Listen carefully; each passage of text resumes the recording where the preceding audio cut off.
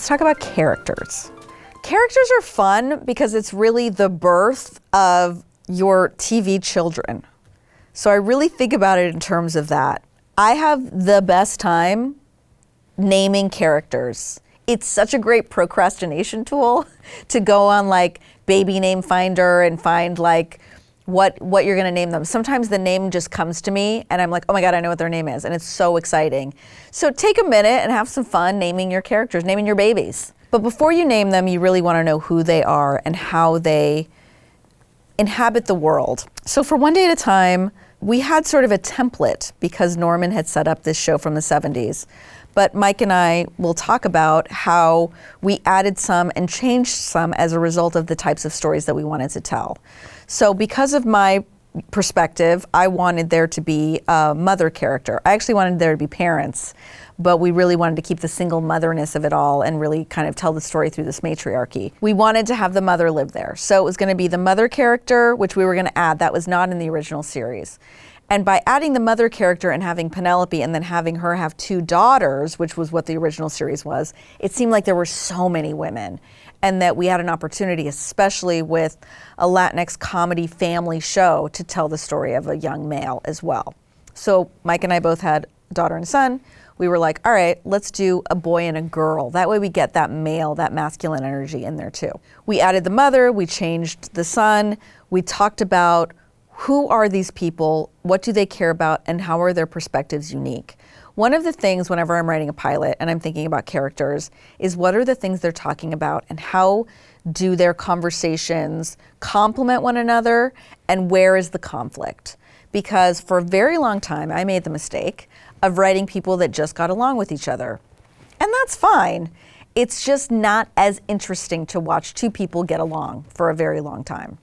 And I learned that the very hard way. I learned very, very early on that just having characters like get along with each other without any sort of, and it didn't have to be them yelling at each other, but they needed to have some form of conflict.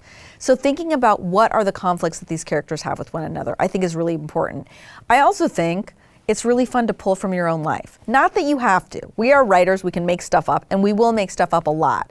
But even if they have like a little starting point, like the character of Lydia is not my mom anymore. You know, we've turned her into something else. She has elements of my mom within her, but she's also much more selfish and much more vain and much more, all these wonderful things. And then the actress, the amazing Rita Moreno, adds even more texture to that. So it starts to morph into something else. But even if you have a starting point, like Penelope's not exactly me, but a lot of the things that she thinks and feels and that are important to her come from my personal perspective. And then the same with the kids. The kids are sort of like Mike Royce's kids. And then Mike himself has a little bit of Dr. Berkowitz and has a little bit of Schneider in him. So we really infuse the show with parts of who we are. In many ways, I feel like the three women are also me. I feel like there's parts of me that are like Lydia, parts of me that are like Penelope, and parts of me that are like Elena. And all of those parts are constantly fighting in my head. That's why I'm a writer. So think about who these people are and how these people fit into the world that you have created. Then have fun with who they are. Write little dossiers about your character. Where did they go to school? How many siblings do they have? What part of the world did they grow up in? How did that inform how they think and feel about things? What is their favorite movie? What would their coffee drink be at Starbucks? And don't make those arbitrary, make those for a reason. I think When Harry Met Sally is one of my favorite movies, and it's because there's so many specifics in there that without saying who the character is, you get who they are. When Sally orders something, before we know who she is, we know who she is right after she orders. We know that she's that type of woman that likes things the way she likes them and has a very particular point of view about how she should eat and what should be on her plate. You know, same with Harry when he's dosing out his advice and chewing grapes and spitting the seeds out the window. He's that guy. He's a little bit messy around the edges. So think about shows that you love and characters that you love and why you love those characters. What are the specific things about them that make them interesting and unique? Who are the people in your life that are like that? Infuse some of the characters with those things and then see how those characters start to come together and how they would. You know, I love a dumb guy. I love a dumb guy so much. Joey in the pilot of Friends is not a dumb guy. Watch the pilot of Friends. He's not a dumb guy yet. They found it because Matt LeBlanc is, and it's hard to play a dumb guy. Matt LeBlanc was able to do that wonderful, clueless dumb guy thing, but give it texture and layer so it wasn't one note.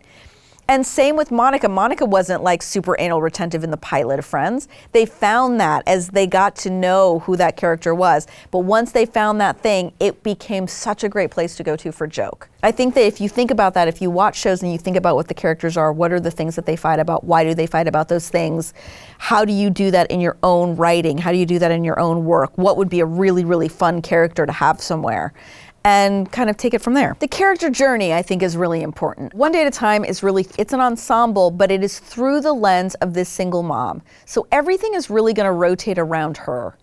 And the stories are mostly gonna come from her point of view.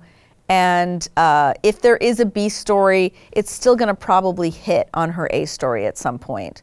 So think about who your characters are. In a show like Friends, it's an ensemble. So some weeks it might be, there's a story about Monica and Rachel doing something, and there's going to be a B story about Chandler and Joey doing something, and then there's going to be a crazy C story runner where Phoebe is playing Smelly Cat at the local coffee shop. So watch those and break them down. I think that's a really great way to think about ensemble storytelling versus main character storytelling. Also think about characters in terms of, are they active characters or reactive characters? I think your main character should be active.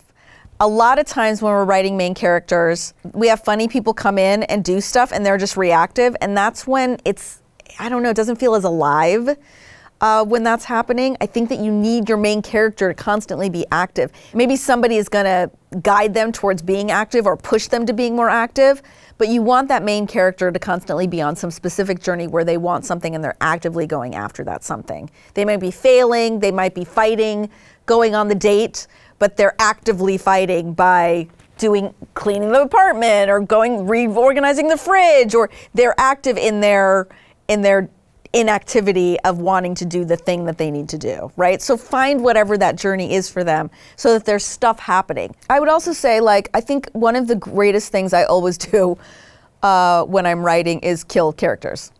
It always happens. I'll create like 4 characters and then I'm like, oh, those 2 are a little similar. And unless I can make them super different, I need to kill one and merge them together. You know, sometimes in the writing of it, you're gonna realize they got nothing to say and you gotta get rid of them because they're not really adding to the pilot. Maybe they'll be a recurring character later on, but sorry, Bill, peace out. You don't get to be in the pilot anymore. Yeah, you know, a lot of people ask me about longevity of character. I think what is interesting in the reality of it, you can think you know where the characters are going, but you might not know where they're going. Once we decided that Schneider was going to be an addict, I think we always knew, like, at some point it will be interesting if we get to be with this character for a long time. It would be interesting to see the thing that would make him relapse and what the journey back to recovery would look like. I think that was always in the back of our minds, but we didn't know we were going to do that season 3 until we did it. But it certainly was something we knew we would investigate if given the opportunity to. But characters will surprise you on the way. There's things that you may very well want to have them go on that as you're going through the journey of creating a series fall away and other things will pop up. And the reality is that once you get on a show and once you're working with actors, there's also all these wonderful things the actors infuse into the character. So maybe you always saw the character as being super type A, but then you get an actress who's a little more chill. So the type A stuff doesn't really play and you're gonna lean into the chill thing a little bit more. I think that's where like little lovely miracles happen in the true collaboration of television writing begins, is when it becomes an amalgam of all of these different people who make the character its own thing. The true reality is you don't have to know that much about these characters because you're probably not gonna get to see them live more than your pilot. Maybe you will, but if not, just think of how do I write the best, most concise, funniest pilot that I can possibly write, and constantly be looking at it and rewriting it and making it a little bit better and a little bit tighter, and set it down for a month and then read it again and go, ooh, I mean, I can't read things I wrote a year ago. I'm like, oh, I do this and I do this and I do this, which is now because I've taught my brain how to do that. I think at the beginning, you're just so proud that you've written something that you're like, I did it! And it's a little bit more complicated than that. So learn from me. This is all a learn from me, you guys. I made a lot of mistakes. That's characters, you guys. That's characters. You got the characters. Now let's keep going. now we're going to talk a little bit about research. One of the reasons I think it's great to do the Write What You Know is because you are the expert about what you know. So if you worked in a yogurt shop, amazing, you'll have a million stories about yogurt shops. If you grew up in a certain type of neighborhood, amazing, you have a million stories about that neighborhood. The moment you start veering off of what you know into other worlds, you have to do research. So whatever that world is, if it's a medical show and you are not a doctor and did not grow up around doctors, then you need to do your research to make sure that these people are sounding correct. So for example, on One Day at a Time, Penelope plays a nurse. So we have a medical consultant that makes sure that we're talking about things in the correct way. We also have Musa, which is a veteran Army specialists that are consultants. There were certain things that we wrote in the script that we have them read, and then they go, oh yeah, we'd never say that, or we would say this, or this is a way that somebody that was in service would say this line. They're so incredibly helpful when we're writing those group therapy scenes. They're just terminology and little specifics that they make sound more correct.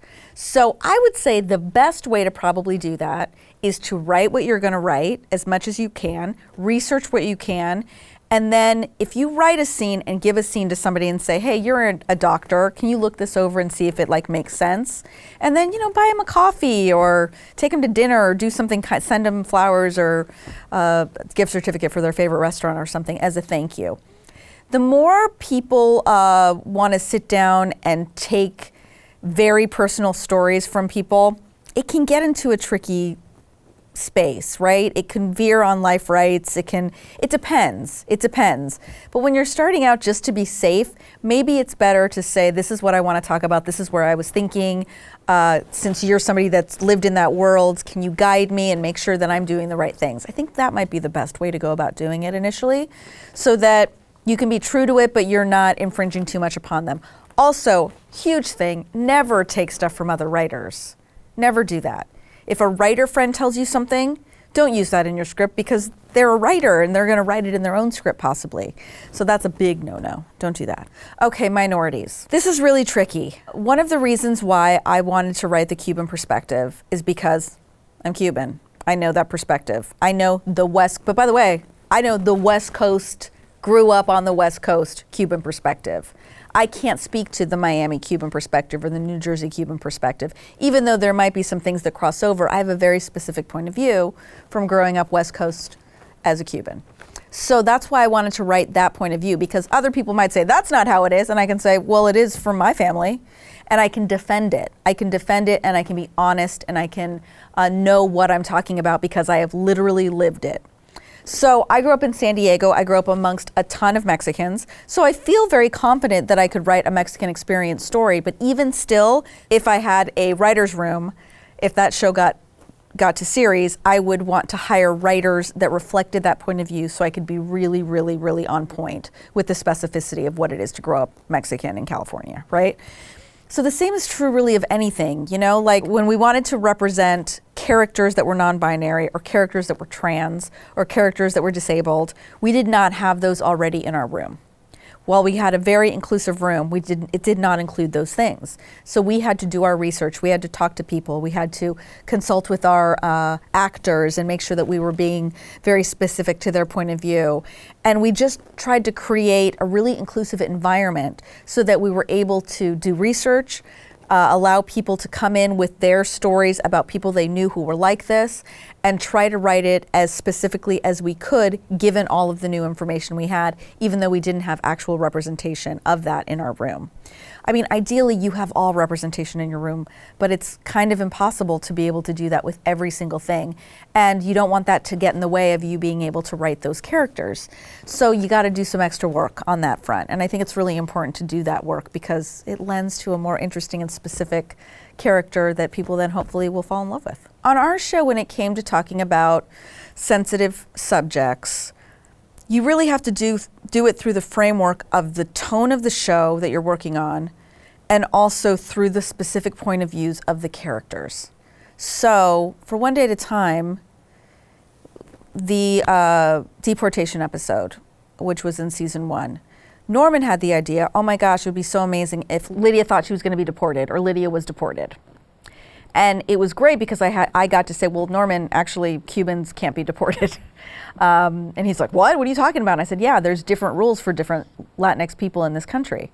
He didn't know that. And we were like, oh, well, that's interesting. Like, maybe we can also educate people that there's different rules for different people, because a lot of people don't know that, and talk about what's specific to this family, but also do the work of setting up a character who we would end up liking and falling in love with earlier, right, through her so that by lens. the time we got to this episode and her The parents were wants, I mean, deported, you're we always cared. thinking about what your characters want. So Even, that's what by brought the way, in the Carmen character. We Rules of brought in the Engagement Carmen we would character do a a few bit episodes where before, it so that was, we got to know her and like her and know she Adam was buys a Elena's best hat. friend. He And just be wants the best invested hat. in That who would she be the was joke. and think she Like was whenever funny we and couldn't silly think and of just something to be like, Adam buys a a silly hat? teenage girl. And the thing is, And that then we could be a realized, oh, sitcom, there's in a more there multicam with this sitcom, a character C once story we could realized her parents were absolutely deported. be So a that was guy the work is of looking that, for the perfect hat that is looks good on him. And it's going to be that the journey subject between was him brought up in finding the room. hat, We him having talked trouble about with it. the hat. Then we thought He about it tries through the on many framework hats, of these none the hats look good. characters, Finally, he how finds the we've hat set that's up these amazing. He characters goes to out be and people his that care for nemesis is wearing the hat, people so he has to go outside of back their to the hat family shop, and bringing and people then he in finds another constantly hat, to and then be he starts like realizing he's going family bald, so once he they doesn't come wanna into wear their hats. home, You know, like, and what that that would could look be like. a So significant C one of the story. things that was very interesting is we needed a anything character could be, to you gotta have just take the it on its very journey of what opposite it point could of be view, and what's that to be character's sort of specific that view with ugly that thing. American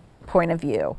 And we had the character of Scott, because we were like, we don't want Schneider to say those things. First of all, he's not American, he's Canadian.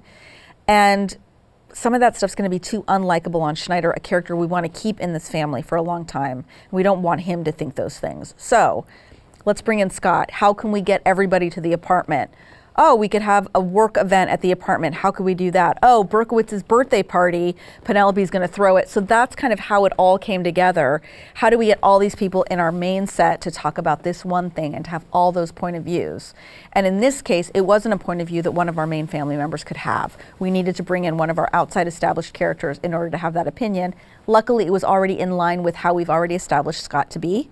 So he became that voice, so that we could do that in that episode.